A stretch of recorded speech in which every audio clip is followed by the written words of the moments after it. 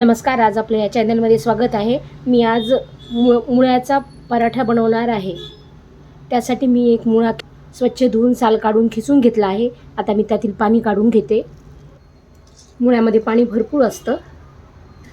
हे पहा, मी मुळ्यातील सर्व पाणी काढून घेतलेलं आहे. गॅस चालू केलेला आहे.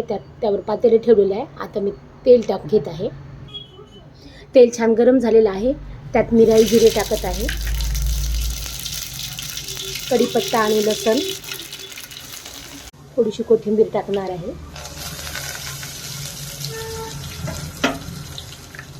हळदी पावडर, लाल तिखट, मीठ छान परतून घेतलं आहे.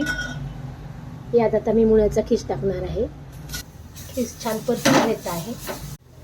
बाइंडिंगसाठी 2 चमचे मी बेसन टाकून घेत आहे यात, आणि छान परतून एक वाफ काढून घ्यायची आहे. जास्त शिजवायचं नाही. छान एक वाफ आलेली आहे.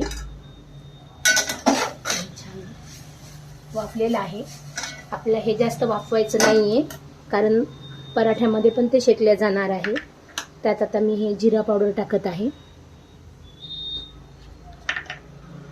आणि कोथिंबीर. हे मिश्रण पराठ्यासाठी तयार आहे.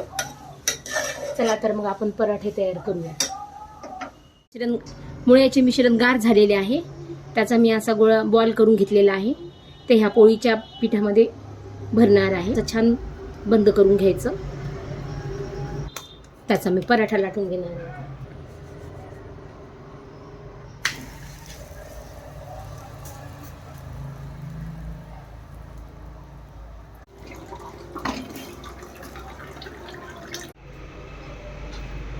हे पहा, आपला मुळ्याचा पराठा तयार आहे.